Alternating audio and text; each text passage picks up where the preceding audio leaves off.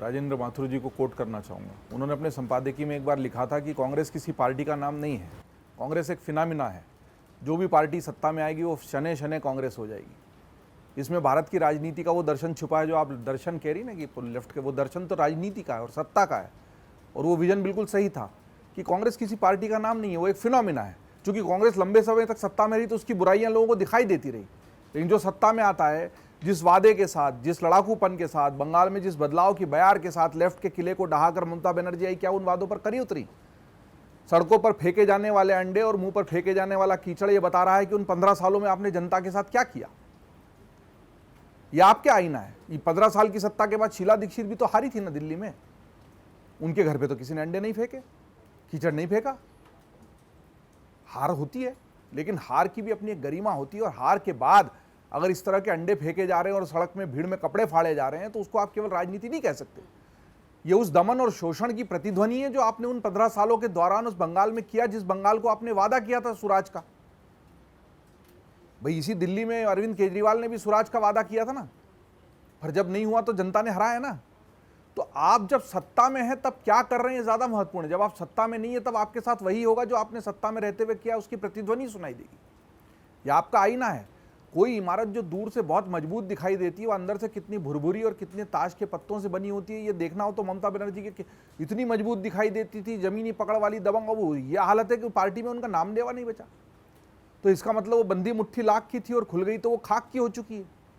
हालत यह है कि अब अपनी ये वाली दुर्गति देखकर, अब ये खबर की पुष्टि नहीं हुई है, लेकिन वो संसद में जाना चाहती ताकि उनकी विजिबिलिटी और उनकी राजनीति का अस्तित्व बनी रहे, और सीट खाली करने के लिए कह रही हैं तो नेता उनके सीट खाली नहीं कर रहे हैं। जिनको उन्होंने टिकट दिया था बुला के, अरे जिन्होंने पैर छू के टिकट मांगे, यूसुफ पठान गुजरात के हैं। अब ये खबर की पुष्टि हो नहीं पाई है, कल खबर चलती रही है यूसुफ पठान वाली की, उसने मना कर दिया है। लेकिन अगर ऐसा हुआ है तो आप सोच के देखिए ना। अरे इसमें एक दिलचस्प जयदीप जी और जोड़ दूंगा अभी। हाँ, हुमायूं कबीर ने कहा कि मैं खाली कर दूंगा सीट, हमारे यहाँ से लड़े, हमारे यहाँ से लड़ लो।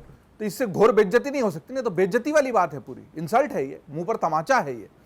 तो अब वो अगर संसद में जाना चाहती है और जिन लोगों ने उनके पैर छूकर उनसे टिकट मांगे वो उनके लिए सीट खाली नहीं कर रहे हैं, तो किसी नेता की इससे मतलब बुरे दिनों में भी नेता नेता ही होता है। इस परिस्थिति में जीत पाएगी क्या चुनाव लोकसभा? हाँ, ये भी बड़ा प्रश्न है। देखिए बुरे दिनों में भी नेता नेता होता है। नेता तब होता है जब उसके पास जनाधार हो, लोगों का मजबूत सपोर्ट हो। जब वो सत्ता में रहा हो तो उसने ऐसे कहा यार अच्छा आदमी था फिर भी हार गया, अच्छी नेता थी फिर भी हार गई, दबंग नेता थी।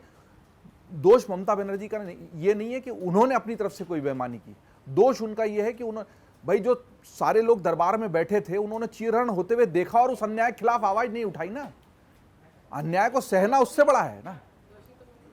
भाई भीष्म पितामह खुद उस चीरहरण में शामिल नहीं थे, लेकिन उन्होंने अपनी आस्थाओं को हस्तिनापुर के सिंहासन से बांधे रखा और उसके खिलाफ आवाज नहीं उठाई। तो दोषी तो वो भी हुए ना, शरशैया पे तो लेटना ही पड़ा ना। युद्ध में तो वो दूसरी तरफ ही खड़े रहे, कौरवों की तरफ खड़े रहे ना वो।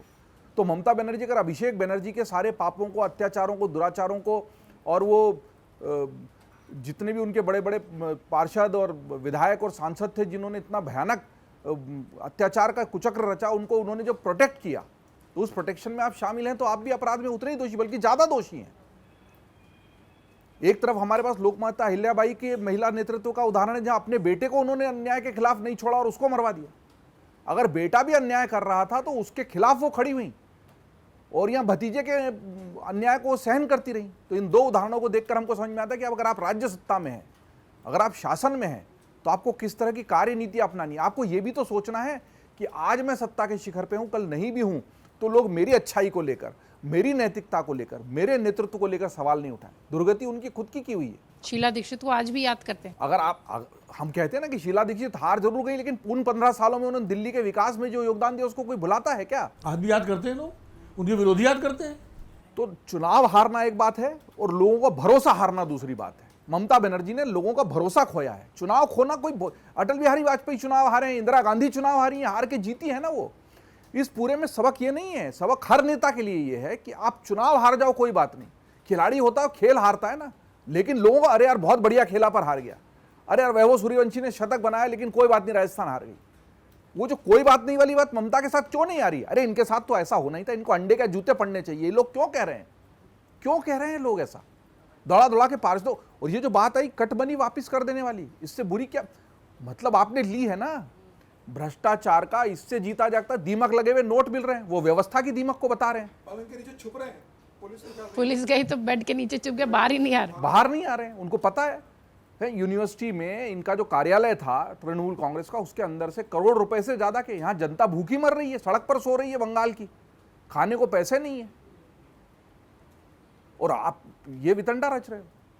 तो ये तो इसका तो जवाब जनता ही दे सकती है। अगर आप ये वीडियो YouTube पर देख रहे हैं तो हमारे चैनल को सब्सक्राइब कर बेल आइकन दबाएं, और Facebook पर देख रहे हैं तो हमारे पेज को लाइक करें।